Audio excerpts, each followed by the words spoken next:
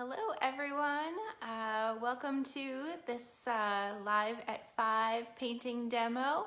My name's Allie and I do these live painting demos every Monday at 5 Eastern. So I'm glad that you are here watching. I'm happy to see you that are joining me for the demo live. These demos are also available as replays afterwards, but I'm always happy to see people jumping in right when it's happening. So yeah, hi everyone. Please, I would love to see who's here. So please jump into the comments and say hi and tell everyone who's watching where you are watching from. Hi Lisa. It's always nice to see where everybody is. We have people all over the place, all over the world watching these demos. And today is not just a demo, but today is a paint along.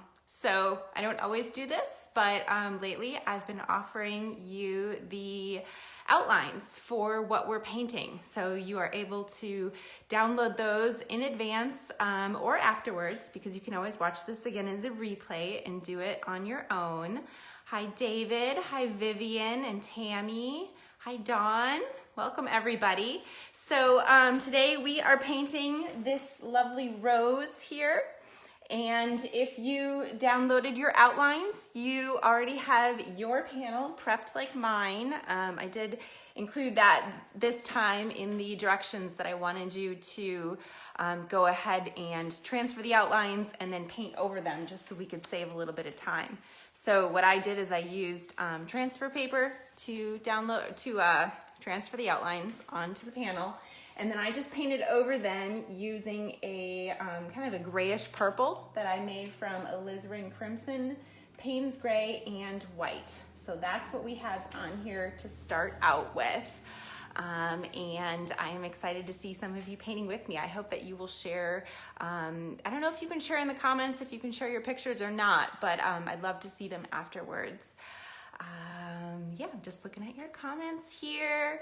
Hi Cindy in Indiana, watching with your daughter. Nice to see you. All right, hi Elizabeth. Okay, super. All right, well, why don't we just start painting? Sounds good. Okay, let's do it.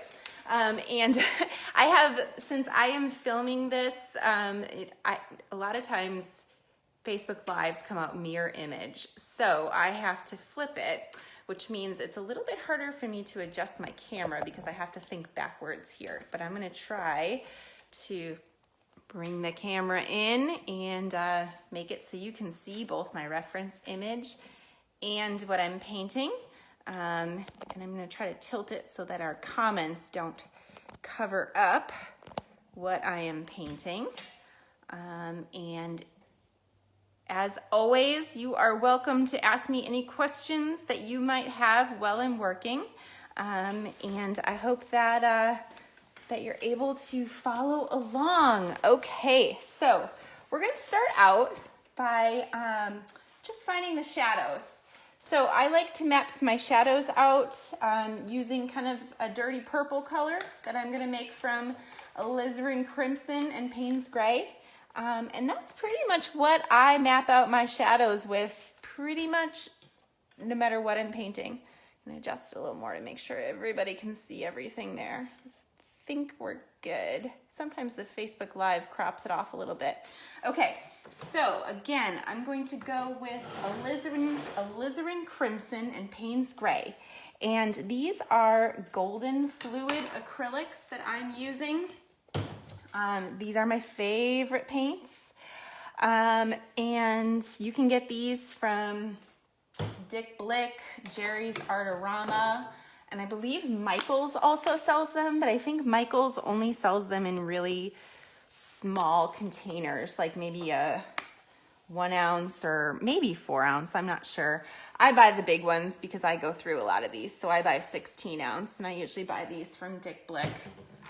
But I love golden paints, and if you have never tried them, you will be amazed at the color that is in these paints. So they are definitely more expensive, but they're totally worth it because you get so much use out of them. All right, so I'm just making this dark purple color and I'm watering it down. and I'm just gonna look for the shadows. So right off the bat, I see that it's dark in the background here behind the flowers. So we've got like some dark leaves back here. So I'm just gonna push that dark right away. So basically I'm not thinking about the color of my objects. I am just thinking about the value, how light or dark they are. So this is just going to be kind of like doing a grayscale painting, just finding these shapes. And building up this underpainting is going to help us as I add additional layers.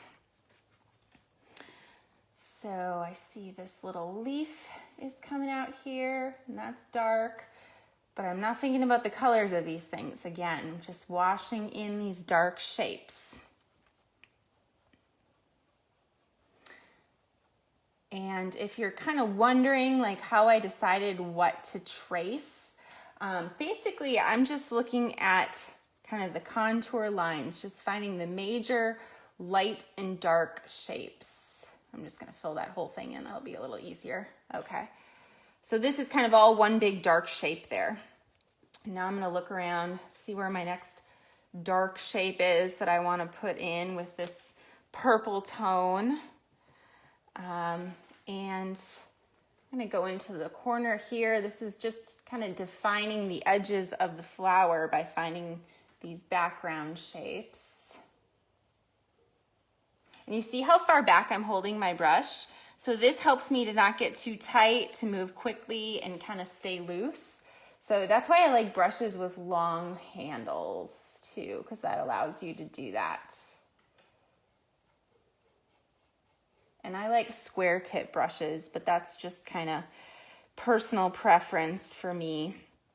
I think I just like the square tip because I like to show my brush strokes, and I feel like you can see that more with a square tip brush.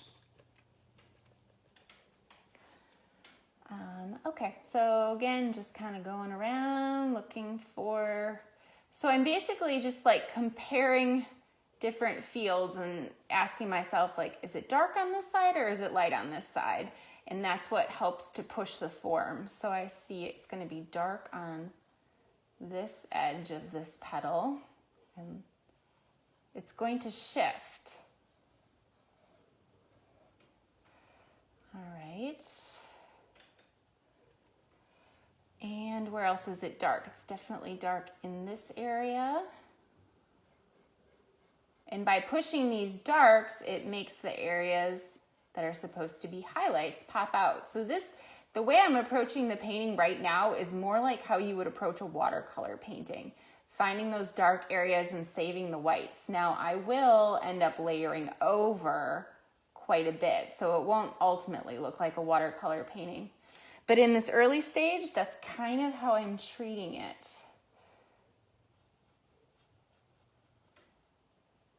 So if you have any background in watercolor, this stage of the painting probably makes a lot of sense. I don't know if the later stages will, but we will just keep pushing. And I think that is why also I like the golden paints so much, is they are so dark and staining, they really kind of act like watercolor.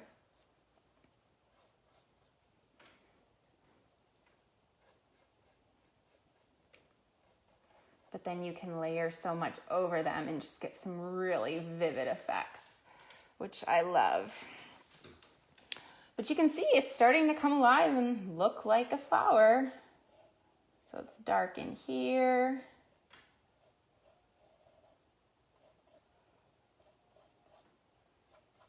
In some places we have hard edges where it meets another form, but in other places these dark shapes are going to have a soft edge, because right here there's a shadow, but it's just kind of dissolving out into the petal here. So we don't want a hard edge there. It's just going to kind of dissolve out. And we've got a little bit more of a shadow coming up over here. And then if I look, it's actually darker behind the petal than the actual petal. So I'm going to put in a little shading behind it, which will pop that petal out. Not quite as dark, because I don't want it to be quite as dark as that leaf right there, but that's going to make my petal come out. So it kind of shifts. David's asking, am I painting on canvas? No, I am painting on a wood panel. So this is a little thinner than what I usually like. I usually like an 1.5 inch thick panel, but these are just smooth on the front, and it's just like pine. You guys see, I got this one from Hobby Lobby. Sometimes I get them from, I think Jerry's Artorama has the ones I like the best, that are the best deal, that have like the thicker sides. But yeah, I don't really like painting on canvas. I like painting on a smoother surface, so I usually choose wood.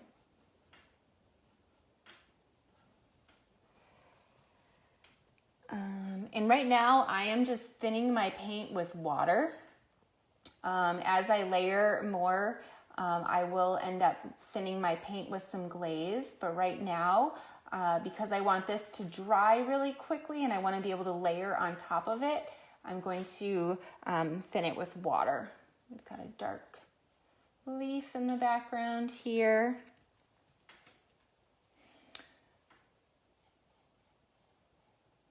So I think an important thing to remember when you're painting a flower is the edges of the flower. Sometimes you have an edge here like this one where it's dark at the edge, and then other times you have an edge like this petal that's going to be light at the edge.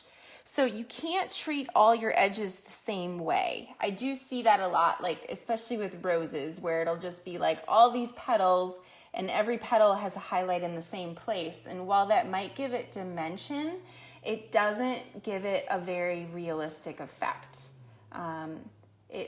Because that's not how the light would hit. The light shifts, it hits every petal differently. So every petal isn't going to have a highlight in the same place.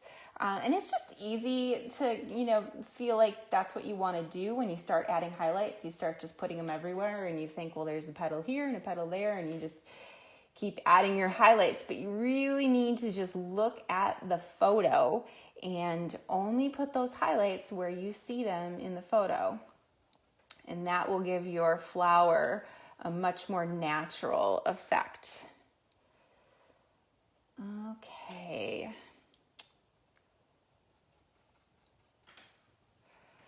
So we've definitely built up some depth there. Here I've got this line here that I kind of want to get rid of because I don't really like that. I'll add a little bit of shading there. Okay, and I'm going to push this darker in the background. I push that because I want the edge of the petal to pop out. All right.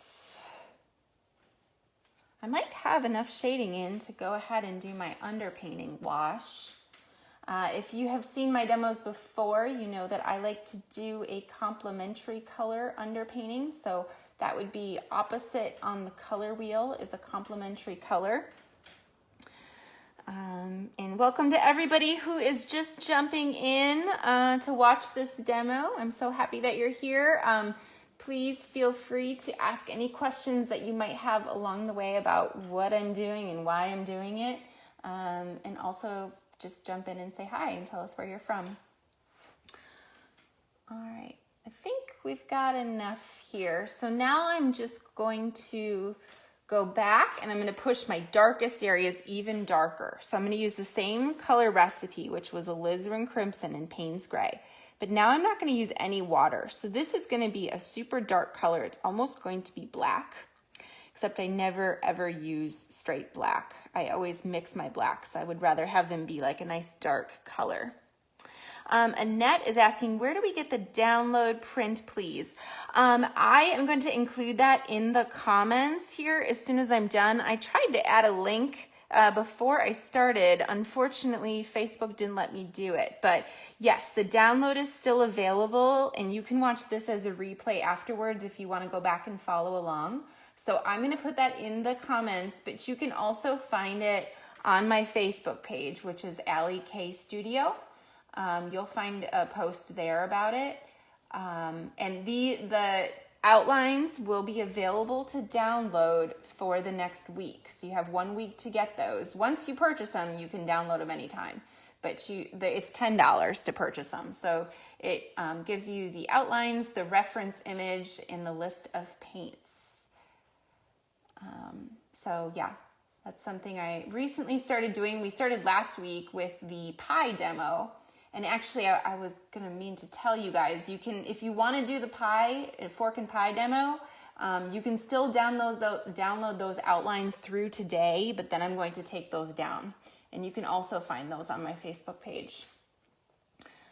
So right now, guys, I'm just pushing these darks a little bit darker using that same color recipe. I'm just looking for the areas that are the very darkest. So it's not everywhere that I put a shadow. It's just the very darkest places. Evie's asking, is this with acrylics, not watercolor? Yes, these are golden fluid acrylics. Thanks, Sharon, for answering that. I appreciate it. I'm trying to check back and answer any questions, but sometimes I get a little carried away in my painting and I forget to look back. So I always love it when you guys jump in and answer each other's questions. It makes my life easier. And so many of you watch these demos every week, so a lot of you know a lot of the answers to some of these questions. All right, so we've got I think that's the darkest areas in the flower, maybe just a little bit more right there. And now I'm gonna put just some dark edges here in the background, which is really gonna make the flower pop out, but I'm not gonna fill the whole background in. I just wanna push a few places kind of dark. And then hopefully my first layer will be dry enough that I can go in and start doing a wash of my underpainting. We'll see. This is pretty dry already, so that will be great. David is saying, I'm in the UK. Are we able to buy the download? Oh yeah, anyone in the world can buy the download. So yep, you just, I'll add the link here. Otherwise, like I said, head over to my page and you can find it. And yeah, you just buy it with your credit card. And then it'll be sent directly to your email inbox, and then you just download it. It comes as a zip file. So if you're not familiar with a zip folder, it's just a compressed folder and you just have to click extract and then you can get the documents out of it. All right, I think we've got our darkest darks in there. So now we're gonna do that fun underpainting wash. And so, like I said, I usually do a complementary color underpainting. So our flower is like really bright magenta pink. And I've been trying to decide what I want to do for my complementary color. I'm thinking I'm going to do a green. And I'm thinking I might actually make it a little bit more of a duller green, because I think contrasting a dull green with these hot pink colors, I think is gonna look really kind of fun. So I think we're gonna try that. I'm gonna use some phthalo green, tiny bit of it because it's super strong, and then a lot of yellow. And that's making this super intense lime green. And I hate this color green. It's like totally fake. So we're going to knock this down by adding alizarin crimson to it and making it more of a dull green. Except I need some more yellow now. So it's gonna be more of like an olive green that I'm gonna put for my underpainting wash, I think. And maybe I won't do the whole flower with this olive underpainting. I might do some of it with more of a minty green, but so I'm thinning this out so it's nice and watery. Letitia is asking, what size is this? This is 8 by 10. Yeah, so when I do these paint-alongs where I have the download, I like to do it 8 by 10 or smaller, because then you can print it easily with your home printer and you don't have to worry about taping pages together. Okay, so I've got this kind of nice olive green here. I'm trying to move so you guys can see. I think you can see it. And I'm just gonna wash right over my whole rose. I know it looks crazy, but that's what I'm doing. So this is gonna go over the rose. It's not gonna go in the background. In the background, we're gonna do something else. But it will be interesting. You'll see how when you put this complementary color underneath, it actually makes the top layer really jump. So it'll be fun. We'll see what happens.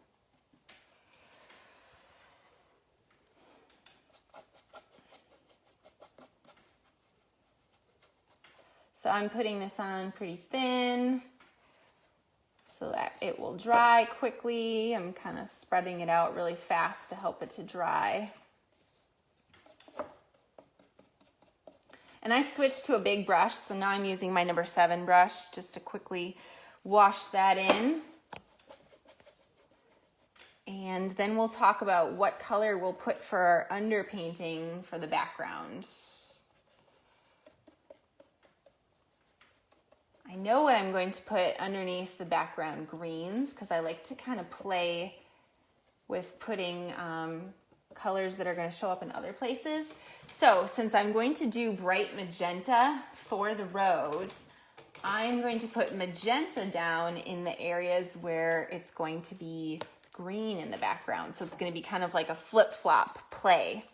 So I'm going to use quinacridone magenta, which is one of my most favorite colors from Golden. You guys probably can't even read it because it's all covered in paint, but I love this color. It is definitely one of the more expensive colors, but it is so fun and you simply cannot mix this color. It's just amazing. You'll see. If you don't have this color, it's okay. Your rose is just going to end up a little bit more pink if you need to use a red. Because not everybody has quinacridone magenta, I understand. All right, I want to make sure you can still see my reference. Okay, so this is going to go in the background where the leaves are.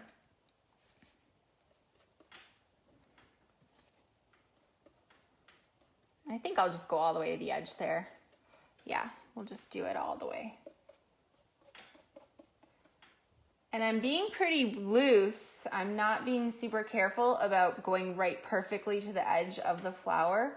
And that is on purpose because I want my edges to stay loose and rough. I don't want them to be super clean. So I'm doing that intentionally. Okay. Now the areas where we have blue, I'm going to do a different color for the underpainting. So in those places, I'm going to do more of like a burnt orange because orange and blue are opposites, but I don't want to do like a really bright orange. So I'm going to make my orange using alizarin crimson and Hansa yellow opaque.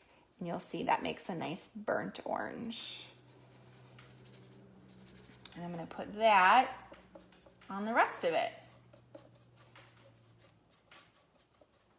So I like to have fun with these different colors in the background. And you will see as I layer paints why I'm doing that.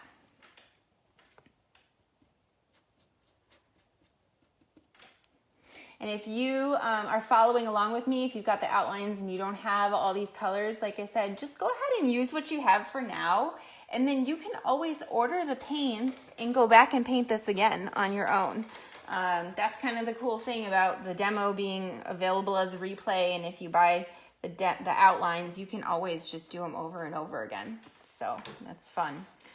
All right. So now I think our green is dry enough to go into. So now we're going to go back and kind of push our dark areas first because our dark areas turned into this dark green color and our actual color is more of like a purple. So we're going to mix up a nice dark purple color to push these dark areas in. So let's see, how are we going to make our dark? Let me think. I'm going to use alizarin crimson, which is like a nice burgundy, brown burgundy tone. I'm going to use alizarin crimson and some permanent dark violet, which is another one of my favorite colors from Golden. We're going to use those two to start by making our dark areas. And you might notice that my palette is super messy, and that is because I don't clean my palettes. I just let the paint dry on them, and then when they get really gunked up, I just peel it off. So that's why I always have such a messy palette. Okay, so this is alizarin crimson and permanent dark violet. And now I've switched down to a number 5 brush, which is still pretty big, and a square tip brush. And I'm going to go back and just find those areas again where it was the very darkest. But I'm not going to cover up all of my green because we did that underpainting for a reason, and we do actually want to be able to see it. So I'm kind of leaving some little windows where that green's going to pop through. And that's just going to be kind of fun. That's pretty much what we're going to do throughout this painting. I like to kind of, it's like I'm playing a game, letting little bits of what was there show through.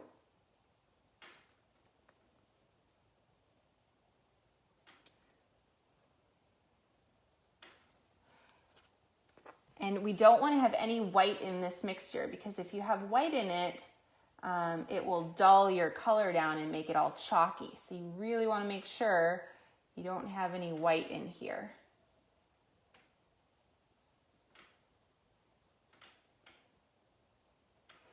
Just looking for these very darkest areas.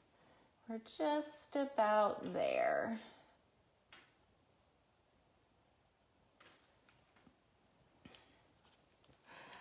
And does anybody have any questions? You guys are quiet today. Some days we have lots of questions. I guess it always just kind of depends who's watching. I know there's quite a few of you today. All right. So now we're going to go into the next tone that's not going to be as dark as this. I'm going to wash off my brush because I don't want to use any of the alizarin crimson now because that's kind of more of a muddy color. And we want this next tone to be more true pink. I need a little bit more quinacridone magenta. If I can get it out. There we go. And okay, so let's try quinacridone magenta and just a little bit of white. I'm just gonna see what that looks like. I'm gonna add a little bit of cadmium red medium hue, which is like kind of a fire truck red. I'm gonna add a little bit of that too. So it's quinacridone magenta, cadmium red medium hue, and white. And I actually don't have any glaze in here right now. I'm gonna put this on a little bit thicker. All right, so now I'm filling in, yeah, I need a little more of that red in there. This is looking a little bit too pink. I'm gonna scrape the edges of my brush on my palette to offload it a little bit. And actually, maybe I do need a little glaze. That was a little too opaque. I just put a little bit of glaze in there. I'm not picky about glaze, guys. You can use just about any brand.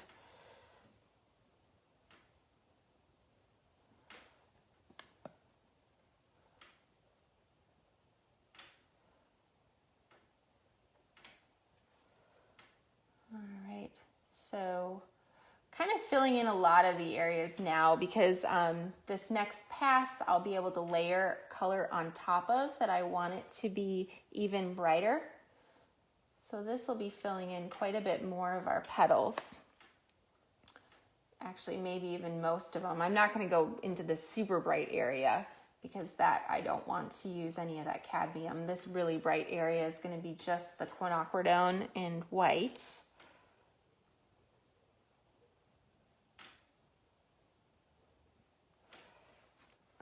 This needs to be darker than what I have, so I'm going to actually put some more quinacridone in there and put some of that area in. See how that needs to be a little bit darker than what we had. Okay, now we'll go back to where we were with the cadmium red in there too.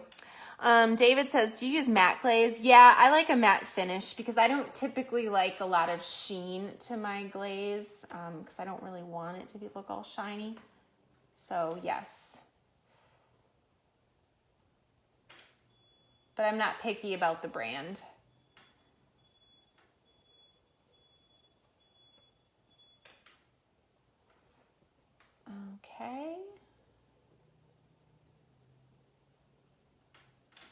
And it's really easy to get carried away and cover up all of this green. So if you're following along with me, just remember, don't cover up all the green because you can't get it back. And it's gonna look fun to have that little bit of green kind of popping around. So try your best to not cover it all up. And that's one reason why I kind of work around my whole canvas. I kind of jump all over the place because that helps me not to get too hung up in one area and start filling everything in.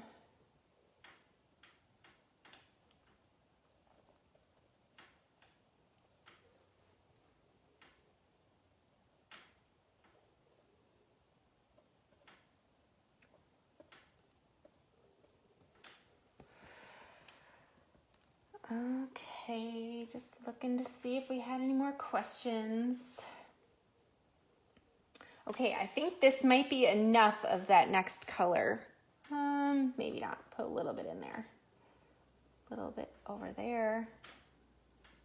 Almost, it was almost enough.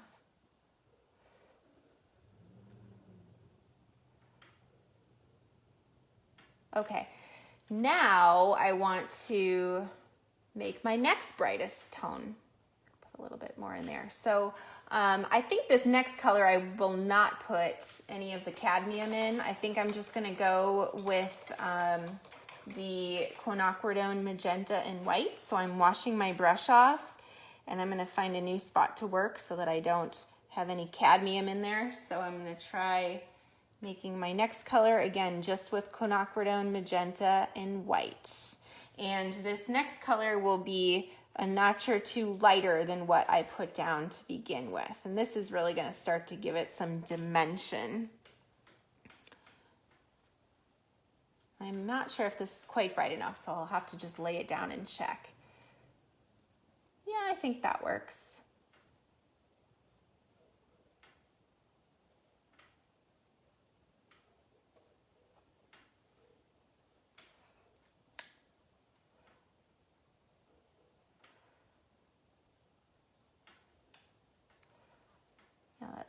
Is starting to make it look a little bit more like the actual colors that are there.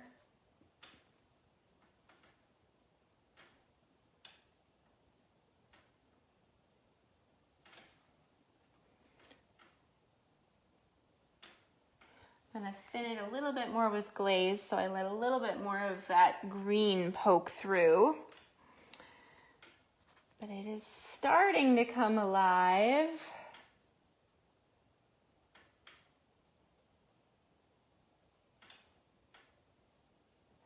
And that's always fun when, I feel like when I do these paintings where it starts with a complementary color underpainting, it always kind of goes through this awkward teenager stage where it's like I'm starting to layer the actual colors on top of the opposite colors and it just feels really weird and forced for a little while. But then you just kind of power through that and it starts to make sense again and come together. So we just have to get through our awkward teenager stage here. But we will.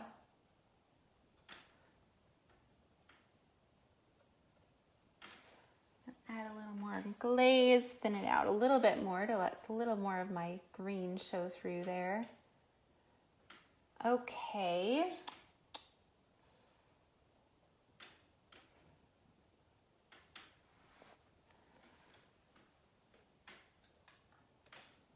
We need a little highlight on this edge of that petal. All right. Okay, now we need to push it even brighter in some places. So I'm going to go with even more white and it'll still just be white and the quinacridone magenta, but we want it to have less glaze now because we want it to be really opaque. So we're gonna layer it up with that white and quinacridone magenta. And this isn't gonna go everywhere. This is just gonna go in a few places where we want it to be the very brightest. So I'm seeing these brightest areas on this petal in the background. I wish this was a little bit more dry back there. It's starting to kind of mix in with my other color. Oh, and you guys are getting kind of a weird glare on that. It's looking even whiter than what it really is. Let's see if we can correct it. Maybe not. Okay. Oh, I just bumped my panel and did a big stripe down it. Nice. Let's see. Letitia's asking, are you using a wood panel and how many coats of gesso? Yes, it's a wood panel and I think I have 2 coats of gesso on there. All right.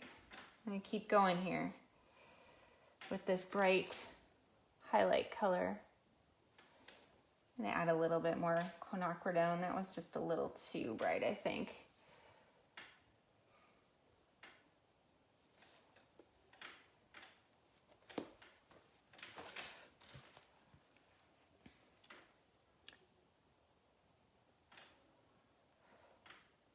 My lighting kind of changes from the beginning of our demo to the end because of the time of year here where the sun's going down. So I start to get some slightly weirder glares with the studio lights instead of natural light.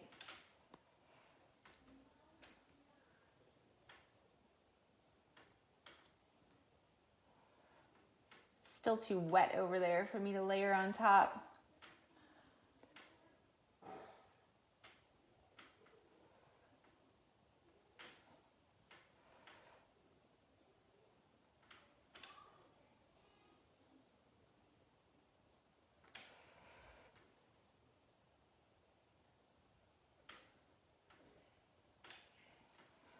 We've got a bright edge here. Now, if you look really close at the reference photo, you can see like all this veining in the flower. We're not going to worry about that. I might give kind of a little indication of the direction, you know, of the shapes of the petals, but I'm not going to put all that veining in there because that just gets too busy and too much going on.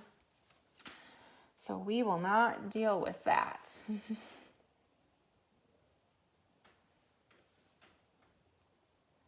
Okay, I'm going to let the flower dry for a little bit along the edges. I think it's dry enough in the center. So my highlights in the center are not as cool as they are on the outside. So on the outside, I've got this magenta color. The highlights in the center are warmer. So I'm actually going to make those using, going back to that cadmium red medium hue and white. And maybe I'll use a little bit of magenta in there.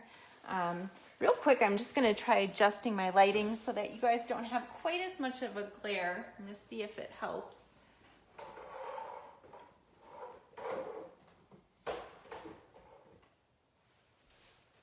I don't think it really helped. Oh well.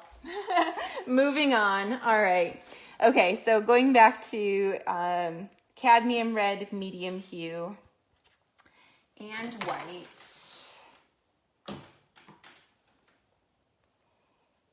And just a little bit of the magenta now.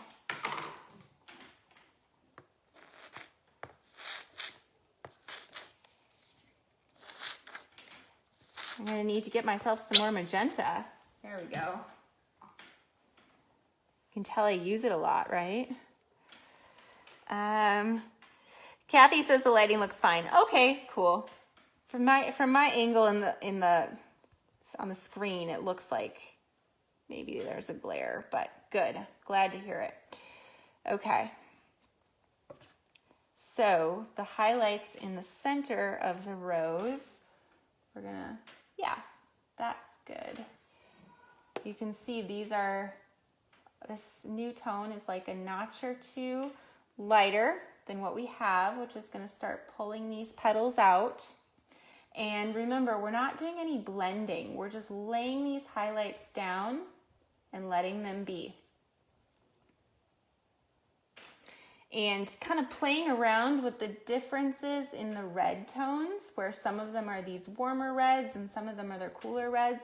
That's what gives the flower a lot of interest. Well, and just the painting in general, kind of going back and forth with these different tones and paying attention to how that looks in the photograph.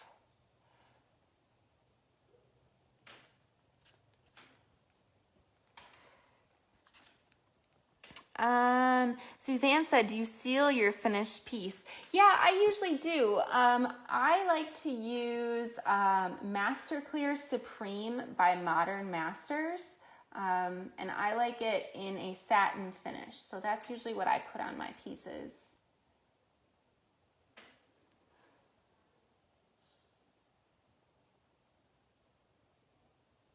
I like the Master Clear Supreme because it's easy to lay it down and it doesn't dry with like all streaky. It's just really easy to move it and get it to push around and kind of lay down nice.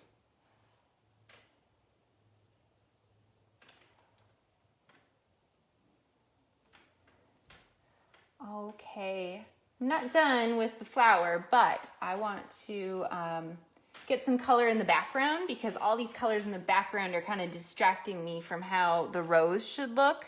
So I want to move into that. So let's put the blue in the background because that's really going to set the colors of the flower. That's really going to set those off. So that blue is a pretty vivid blue, and many of you know my favorite blue tone is Phthalo Blue Green Shade by Golden. So that's what I'm going to use because I love it.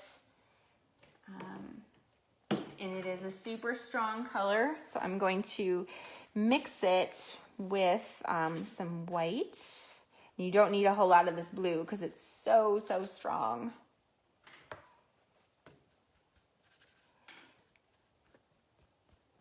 And I'm going to add some glaze to it to let some of that orange underneath pop through. I don't know if you guys can see my palette. This is my strong blue here. So I'm just gonna drop this into the background. I need some more glaze. It's a little too intense.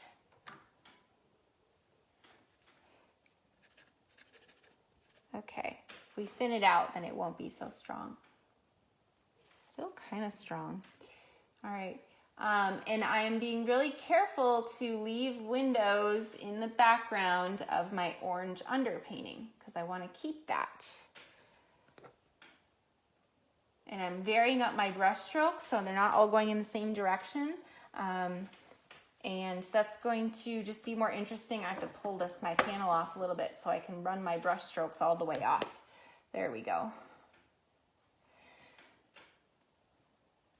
Now there's a little bit of pink down here at the bottom. That's another flower, but I don't think I'm going to put that in. I think that's a little distracting from what I'm trying to accomplish here. So I'm just going to keep going with the blue.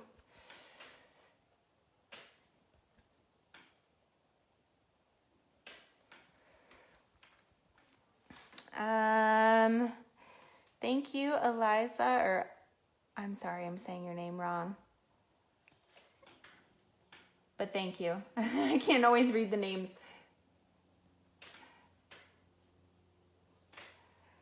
Okay, well, so you can see why I wanted to get some of this blue in because it's really just making the flower jump out. And I feel like sometimes if you're struggling with one area, if you just move to another area, it makes the first area make sense. So that is my artist tip for you. If you're having trouble in an area, go paint somewhere else. All right, so we got some of that blue in there. Now I'm going to let it dry just a little bit, and then I want to go back and add some pops of a brighter blue, but I want to make sure this has a minute to set up before I do that. So my next thing that I'm going to do is I'm going to put the dark greens in for the leaves in the background. So I'm going to make my dark green using Phthalo Green Blue shade and alizarin crimson to knock it down because otherwise that phthalo green is too strong. So phthalo green and alizarin crimson together, that will also make kind of a black. In fact, this is just about black here, and I'm going to use this in my blackest areas. And then I'll lighten it up a little bit, but I'm going to start with it really black. And that is also going to make the flower pop out. So sometimes instead of making one area lighter, you just make the area behind it darker, and it will do what you want it to do. So I'm just looking for these areas in the painting that look pretty much straight black, and I'm still looking for leaving those little windows of that underpainting showing through. I'm kind of varying up my brush strokes and not doing full coverage here.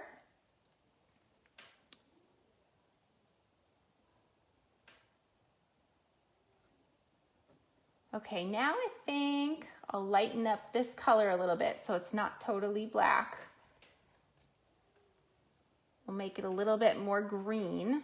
So we're going to add a little bit of white to it and a pinch of yellow. So right now I've got phthalo green blue shade, alizarin crimson white, and just a little speck of yellow.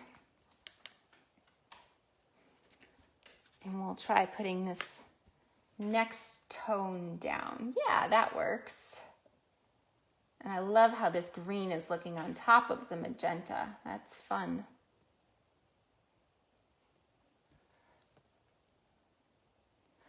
I've got this highlight on that leaf. I haven't decided if I'm going to put it in or not. Because our focus really is the flower, so we don't always have to put everything in the background that we see. Because if it's taking away from what we want the focus to be, then there's really no reason for it. I'm going to use this slightly lighter green for the leaf up here.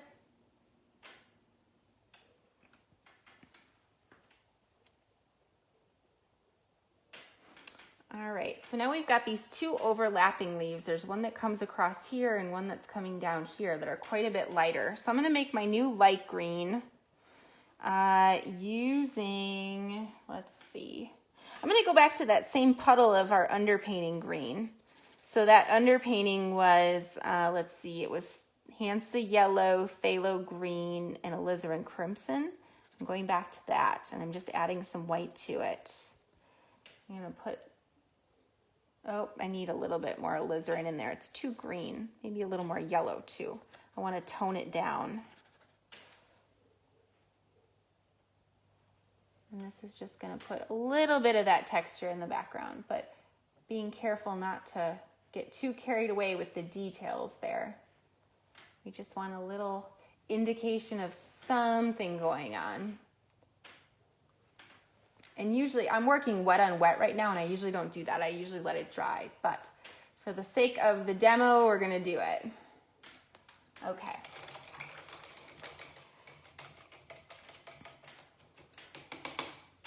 Now I think I can go back and add a few little pops of the brighter blue in the background. So I'm going to go back to, it was white and phthalo blue. I'm just going to add more white to it and just put in some little highlights there of my brightest areas. I feel like it's kind of bright right around that leaf. Maybe I got a little bit too bright. I'm going to put a little bit more blue back in. And putting this kind of around that leaf is going to kind of make that leaf stand out.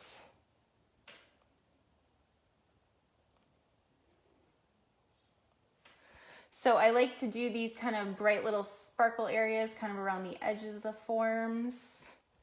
Really just kind of makes it jump. I'm going to put that little bit more blue back into it.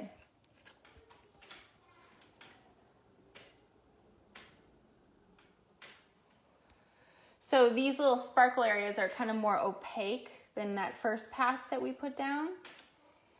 And since we've got all these little bits of green poking through on the flower, I think it might be fun to put some blue onto the highlights of the flower, kind of like it's just showing up, picking up that color and bouncing off, because our background colors really do bounce off of the subject.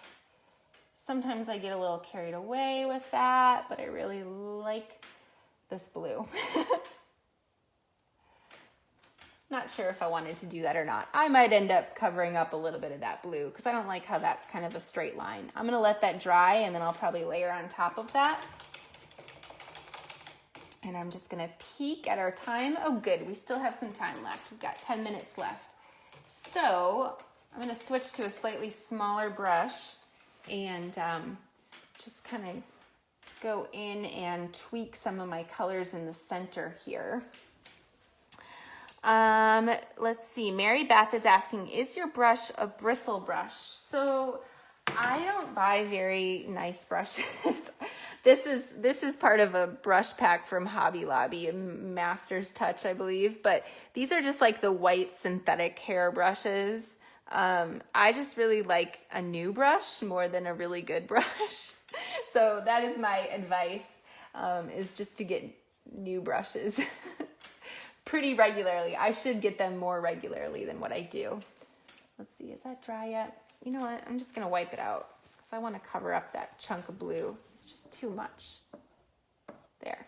Now I can go over that with some bright pink. So now I want to put in those brightest pinks. I'm going to use white, and I'm going to use quinacridone magenta, and I'm going to keep this really opaque because I want these to really pop out. I'm going to do these very brightest whites along the outside edge, but not on all the petals. Just the ones where I see it as almost white highlights in the reference image.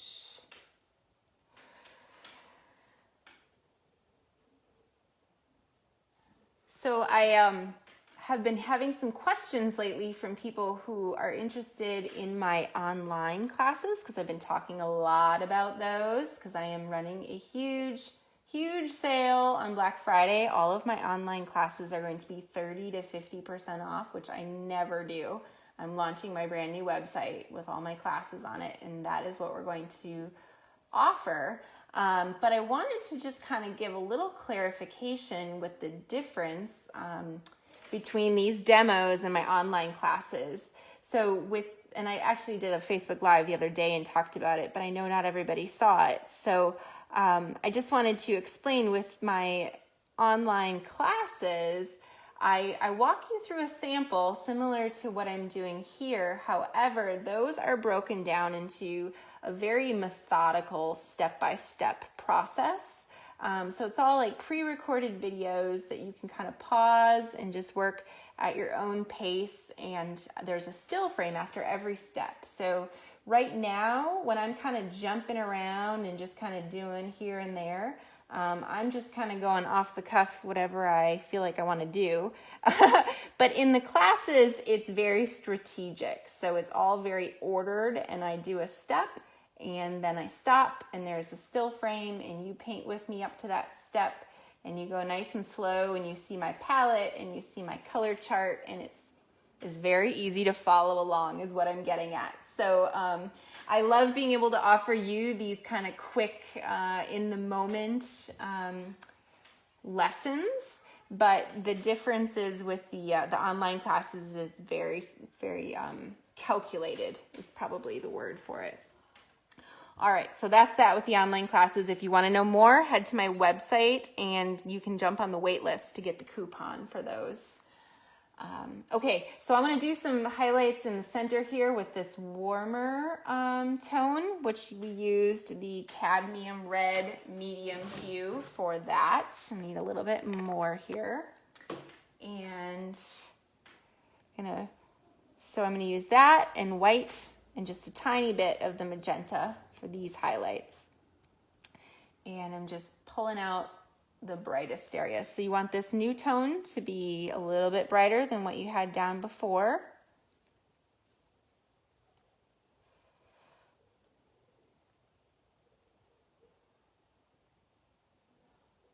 And this is just kind of picking up like on some of the edges, but not all of them, like I said before.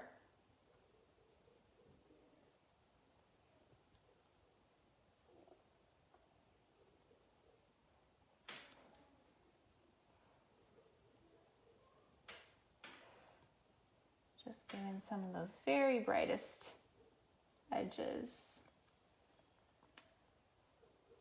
So I'm feeling like because I put that green down for the underpainting, I feel like we need to see that bright green somewhere else. It's something I'm just kind of focusing on. There's a chunk here I want to cover up. I'm going to go in and just use my darker tone to cover that up. Sometimes I try to leave a lot of the underpainting down to begin with, because then I can always cover up areas that I decide I don't want to keep. So I had kind of a lot of it. But I think that green is going to make a little bit more sense if we pop that bright green into a few more places intentionally. So let's make a bright green using Hansa Yellow. And I need to switch my palette because that one's all wet. Let's make a bright green using Hansa Yellow, white, and a little bit of phthalo green, just the tiniest little speck of phthalo green. So this is going to make a nice bright lime green. And where am I going to put this bright lime green? Let me think. I'm going to tone it down with just a little bit of alizarin crimson in there. It's just a little too bright for me. Okay, I'm going to put it on the edge of that little that little leaf right there. And I don't know if I want to put it on this one, but I feel like I need to add it somewhere else. So where do I else want to add it? I'm going to make a leaf down there. Sometimes we just need to add it in on our own, even if we don't see it. Okay, and then we'll just kind of drop it in around the edges of the flower too in a few places, just for fun. You are welcome, Debbie, for giving you some more info about the classes. I am so excited about these classes. I mean, I've been teaching online for about 2 years now, but I just launched my own brand new website. All my classes are going to be on there, and they're just all in one place now, and I'm just really excited about the potential. I feel like this is a great time to be learning at home, obviously, and it's just a fun, safe thing that we can do to enjoy our extra time at home.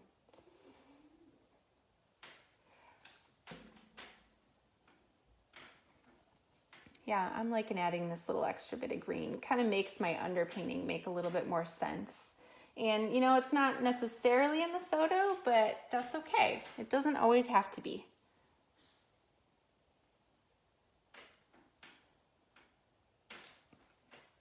You just do what works for your painting. I think I just want to carve out a few more of my dark shapes and just clean them up a little bit in the center of the flower with my smaller brush. I'm going to switch to an even slightly smaller brush. And I think I'm going to go back to, it was alizarin crimson and permanent dark violet. That was what I used to make my dark centers. So I'm going to go back to that recipe and just kind of push those dark areas a little bit further before we wrap this painting up, because we have about a minute left here. Thank you, Minetta. Thank you, Lisa. Again, guys, if you did not get the download of the outlines, that is still available for another week, and then I'm going to take it down. So you can find it on my Facebook page. I will also add it into the comments here. And the download is just $10. I just need to be able to cover my time in preparing that for you guys. And as always, these demos are completely free.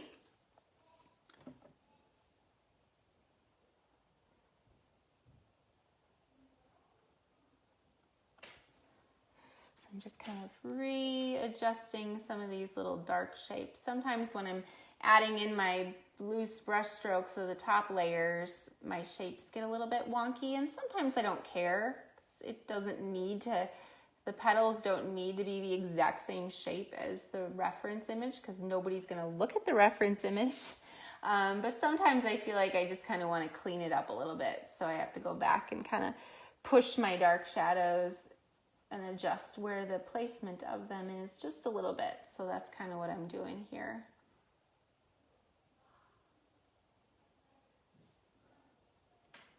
I always tell students that take my in-person classes when they're kind of stressing about the placement of each little fold. I'm like, nobody's gonna count your petals and compare to mine or anyone else's. So, you know, just make it work for the painting and don't worry about if you've got a few extra petals, and maybe that makes it better. Who knows? So that's an important thing to remember. You may be copying along with me here, but your painting is still yours and it's unique to you, and that is what makes it special. And I love seeing them. Oh, and if you did paint along with me, or if you're watching this afterwards and you're painting along with me, join my group, Allie's Paint Friends, and share your work there. That's a free group that I have through my studio here. I mean, it's a Facebook group, but it's through my studio page, Allie K Studio. And that's where I love for the people who paint along or just kind of follow my technique. I love for you to share your work there, and you can see what other people are doing. It's always fun, especially when it's these paint-alongs, to see everybody's different interpretation of the sample. So please share your work there. Again, the group's called Allie's Paint Friends. All right, I think I'm gonna call this one done. That was pretty fun. Let me just move to the side here and give you a little close-up of how it turned out. Hope you guys had fun watching this demo. And again, I gotta adjust so you can see me. Okay, there we are. All right. Thank you guys. As always, I do this every Monday. And I always say I'm super thankful for you watching this live. And I'm also really thankful to those of you who share these demos. So if you have enjoyed watching me paint tonight, if you think that you might know other people who would also enjoy this free little painting class, please just click that share button. I really appreciate it. It helps me so much. And I'm just thankful for all of you. I hope everyone has a fabulous Thanksgiving. Again, my online classes are going on huge sale starting Black Friday. 30 to 50% off my classes. Evie, the group is called Allie's Paint Friends. Yeah, Paint Friends. So yeah, my classes, huge sale. So please check it out. It's going to be launching Black Friday. It'll be available through the weekend, and then that sale will be going away. So when you buy a class, you get to keep it for a whole year. So it's something you can do on your own time. There's not a designated start or stop time. I try to make the classes really convenient that way. So I'd love for you to check those out. All right, I will see you next week, Monday at 5 Eastern. I'm not sure what we're gonna paint yet. I gotta think about it. I usually figure it out on Friday. So yeah, everybody have a good night. Take care.